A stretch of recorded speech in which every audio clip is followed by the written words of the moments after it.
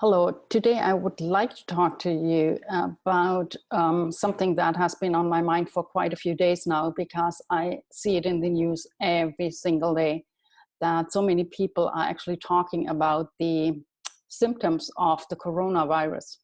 And one of the main symptoms that's always mentioned is fever. And it's always mentioned in a way that the language actually suggests that fever is a symptom of the coronavirus or COVID-19, which in effect it is not. Fever is never a symptom of a disease or an illness. Fever is a symptom of your body healing itself. And right now, if you go on any website or you ask somebody, what are the symptoms of the COVID-19? Then you will hear it's fever, it's a dry cough, and there are a few other things. And this is a complete misconception that we have, that whenever we look up symptoms for an illness, fever always comes up. For any kind of infection or a virus, the flu, whatever it is, it's always fever is there. But fever is not the symptom of the disease. It is actually the symptom of a very well-functioning immune system. So let me explain what I mean with that. If your body is invaded with by a bacteria or a virus is coming in, or you cut yourself and you get some dirt into your wound and you have an infection, your body is trying everything to get rid of that. If it's only a kind of few particles of bacteria, then your body can handle it without an issue. And you would actually not even notice it.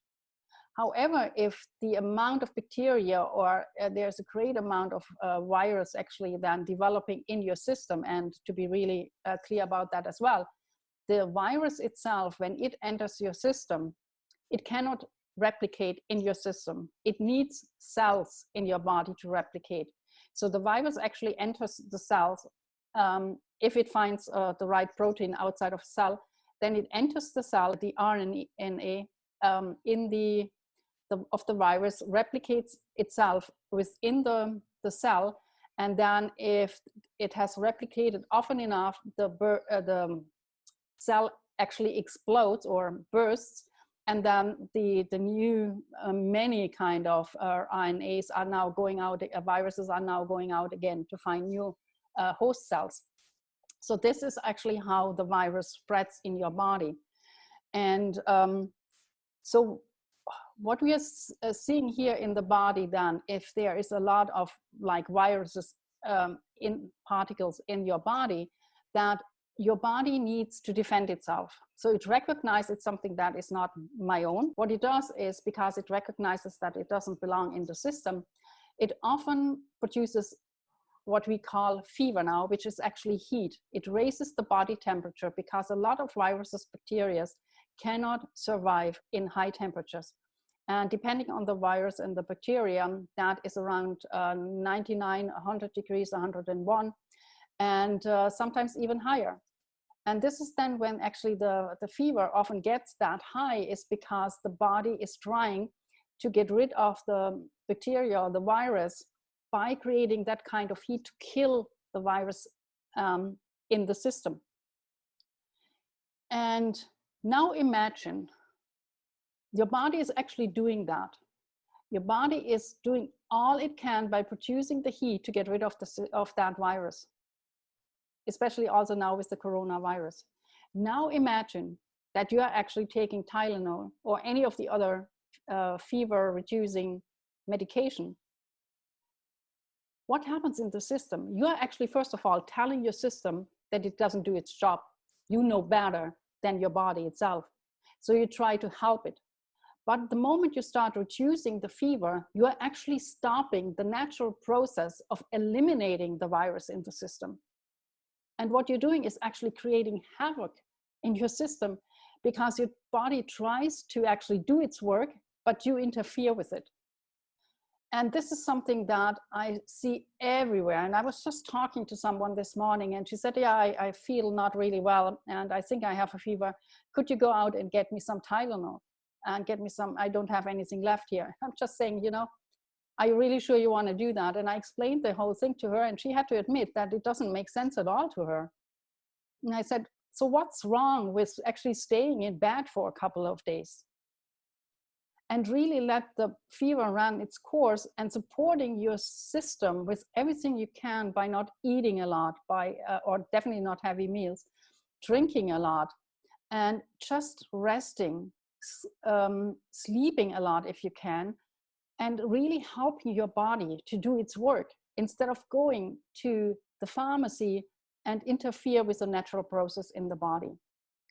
And now I want to talk also a little bit about the coughing, because we also think always, oh, that's kind of a symptom of whatever disease it is. In this case, it's also, of course, it comes because we have, the virus has settled in the lungs. But what is actually happening in the lungs? The body, again, tries to protect you. And it tries to protect you from the virus by creating mucus. So it's surrounding the virus cells, or the cells that contain the virus, with mucus, so they cannot burst and they cannot expand anymore. And coughing is then actually your reaction, your natural reaction to bring that mucus up from the lungs and spit it out or bring it out. It's a little bit cross, but that is actually what's happening. So if we suppress the cough, for example, as well, we are again interfering with the natural response of our body. Instead of taking that, we should actually try to make our body cough as much as possible, so we can get that mucus out of our system. And one way of doing that is actually to go through a cycle of breathing exercises where you kind of really take deep breath in, hold your breath for a few seconds, and then exhale kind of loud. And you do that like 5 times, and then you kind of try to force yourself to cough.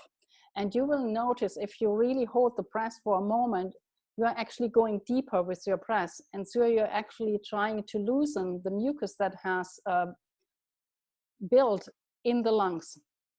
And then by you forcing yourself to cough it up, you're actually helping your body to get rid of it. And once you've done that a couple of times, that you're actually doing this coughing, another thing is then to actually lie on your bed for about 10 minutes on your tummy, or you're going, if you have a big kind of ball, like these gym balls that's a lot of people have there, where you can also sit on, you lie over it with your tummy on the ball. So you open up kind of your back, and the body can actually, you help the body to actually get rid of the mucus. These are things that are natural and are supporting your body in getting rid of the coronavirus. But taking Tylenol and suppressing the cough is the worst thing you can do right now. I know there are situations when you need to take medication in both cases. And I do have a disclaimer underneath the video as well when this is the case, so please read that. But if you are kind of a healthy person and your body knows what to do, and I think it's wrong what we are told all the time, and the language that we are using when it comes to even our immune system, you know, we try to boost our immune system, and then we are actually, in the next step, we are suppressing what the immune system is doing, actually doing its job. It just doesn't make sense to me. And before I came on this video this morning to record it, I actually did a little bit of research, and I want to read it out right now to you, because I just think that is so typical of what we see everywhere. And I really want you to listen carefully what I'm reading out. It's coming from one of the official websites in America, health of the government websites. It has a .gov at the end.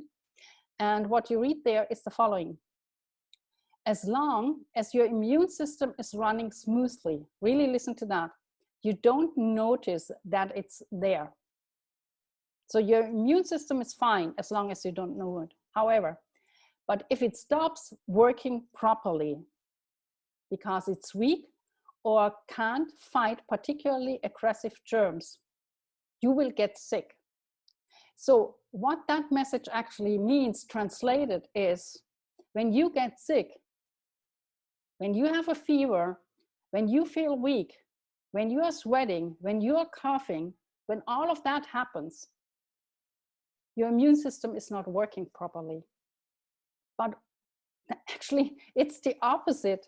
Your immune system is working as hard as it can.